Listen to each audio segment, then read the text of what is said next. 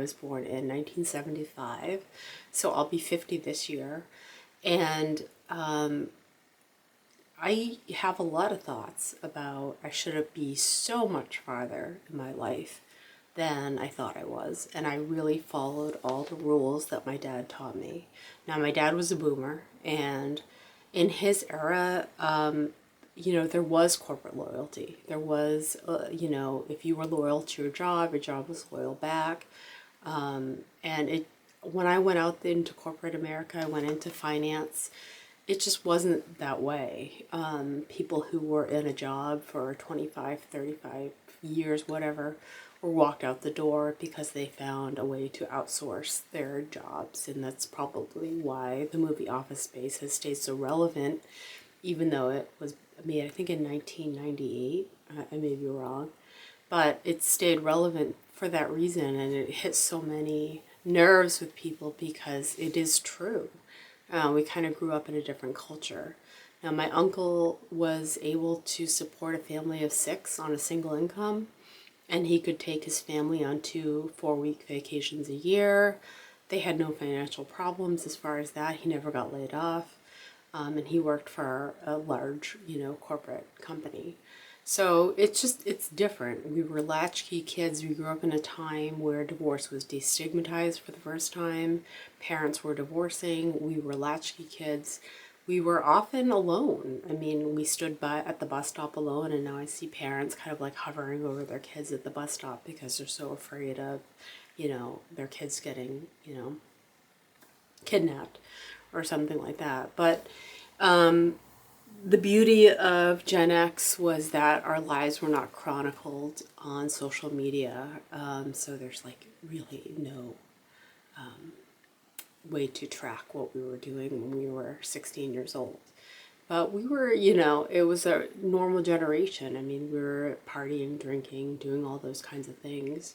Nowadays, I take naps, and I think they're absolutely fantastic. I go to bed at 9. I take fiber. AARP is after me. It's just, I guess I'm as old as one of the Golden Girls was and I'm older than Archie Bunker was in All in the Family. So, I mean, these are kind of like shocking statistics that kind of jar you. So, I don't know if anyone is feeling, kind of like I really should have been farther by now. Or is that all there is? I worked hard, I put my nose to the grindstone, I followed what my parents taught me, and it didn't really pay off. I didn't feel like it really paid off. So I'm now outpriced in the housing market, and it's just everything has just changed. So just feeling like not having your footing is a tough one. I'm now an esthetician, and I see girls as young as 12. I mean, their parents are trying to get them on a skincare routine at 12. My mother just told me to get Stridex when I had like cystic acne. And now there's so much more advancements, and parents are bringing their children to dermatologists and estheticians and things like that, and getting, their 12-year-olds on all sorts of, fancy skincare regimens. I mean, 12. When I was working at Sephora, 13-year-olds were buying Drunk Elephant. I mean, they were, at one, where were they getting the money for it? And then 2, why were they concerned about their skin at 12 or 13 years old? When I worked as a makeup artist for MAC, I was really trying to introduce MAC to a new generation. And they were just kind of like, what is MAC? They didn't know what MAC was. And it was really one of the struggles that I had was taking a brand that was really iconic, in the 90s, and trying to, basically get a new generation to kind of attach itself to, this brand. But now we're flooded with brands and makeup brands. And when I was kind of going through the early stages of my makeup career, there were 5 brands. I think you could name them on one hand that were big. and now there's a new brand every day. So it's really saturating, and we're kind of tired. We've been working 3 decades, and we're kind of tired. I'm tired. It's been a long, long road, and I'm not saying generations prior to me struggled less or anything like that. I know that there was the Great Depression and things like that, and people really were struggling.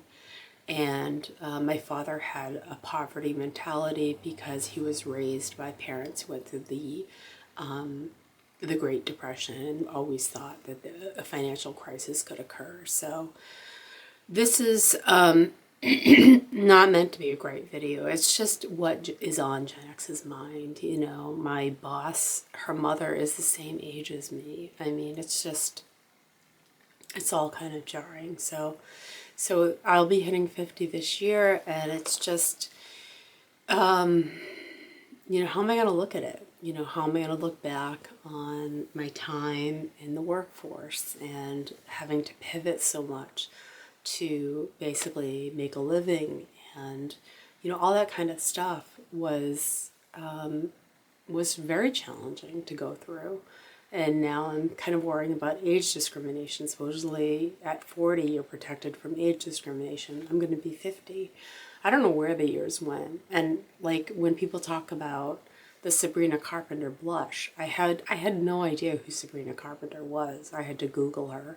So it's just, I'm really kind of out of the, who the cultural icons are now. So this is life as a Gen Xer. So I hope you guys have a great day. Bye.